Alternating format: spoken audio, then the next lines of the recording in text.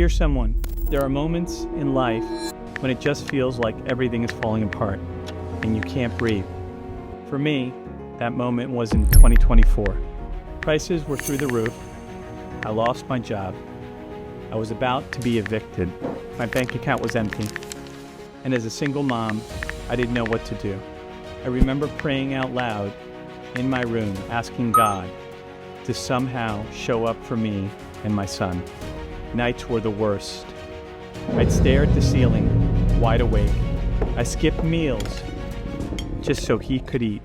I'd cry in the shower so he wouldn't hear me. Somehow he did. They welcomed me in.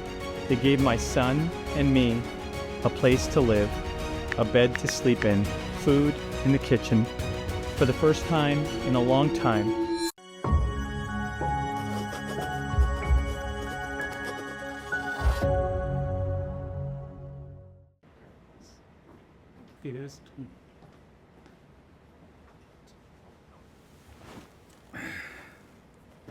shut this off here.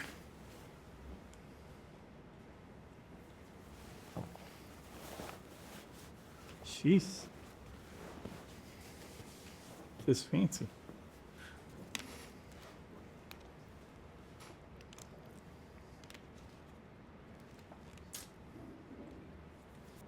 Hello there. Hi. How are you doing today? Doing well. What is your name? Rene Espinal. Rene. So what are you doing here today?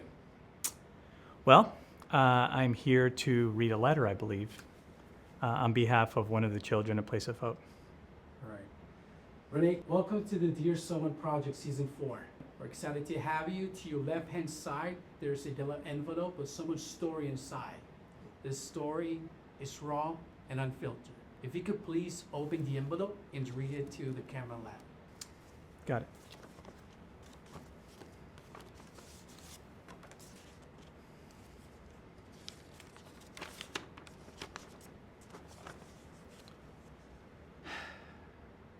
Dear someone, there are moments in life when it just feels like everything is falling apart and you can't breathe. For me, that moment was in 2024. Prices were through the roof. I lost my job. I was about to be evicted. My bank account was empty. And as a single mom, I didn't know what to do. I remember praying out loud in my room, asking God to somehow show up for me and my son. Everything was hitting me at once. Groceries cost double what they used to. Rent kept going up. No matter how I stretched what I had, it wasn't enough. Then losing my job, that crushed me. It was the only thing holding our life together. After that, the bills started coming in fast. Collection calls every day. My landlord even threatened to change the locks. I'd hold my little boy and try to smile, but inside, I was falling apart. I didn't even have gas money to make it to a job interview. Nights were the worst. I'd stare at the ceiling, wide awake, wondering how much longer I could fake being okay. I skipped meals just so he could eat. I stayed strong so he wouldn't see my fear, but I was barely hanging on. Sometimes I'd cry in the shower so he wouldn't hear me. I felt invisible. Like no one saw me. Like I didn't matter anymore. I remember the night I finally broke down and prayed. Not a nice, polished prayer, just tears and a shaky voice. God, please, I can't do this anymore. Please help me. And somehow he did. My sister had already found a safe place at Villages of Hope, part of Place of Hope. I had been in foster care there years ago, so I reached out, just hoping someone would hear me, see me. They did. They didn't just open their doors, they welcomed me in. They gave my son and me a place to live, a bed to sleep in, food in the kitchen, peace in our hearts. They didn't judge, they just loved us.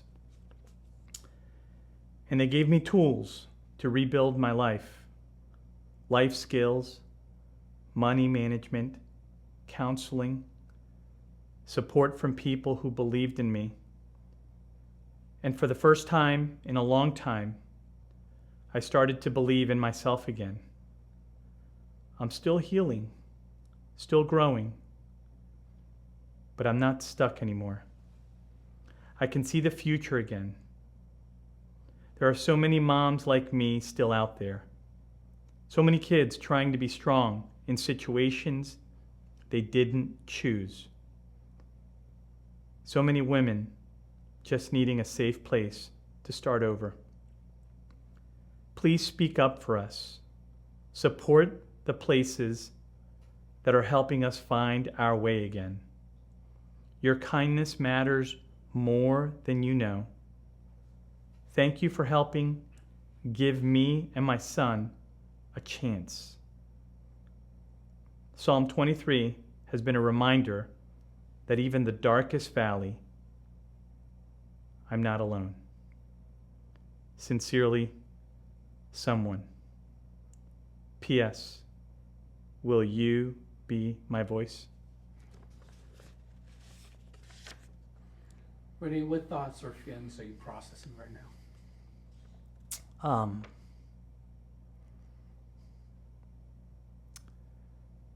The amount of people that are going through such a difficult time, and in the midst of my busy day and the things that I worry about, it doesn't compare.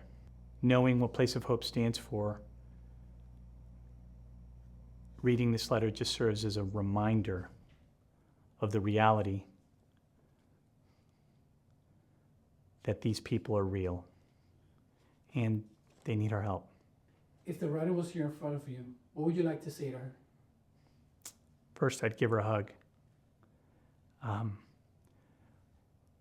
Knowing that words aren't going to mean all that much despite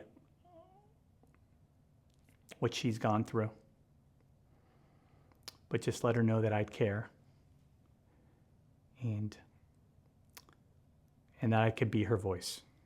Hi, my name is Rene, and I will be your voice.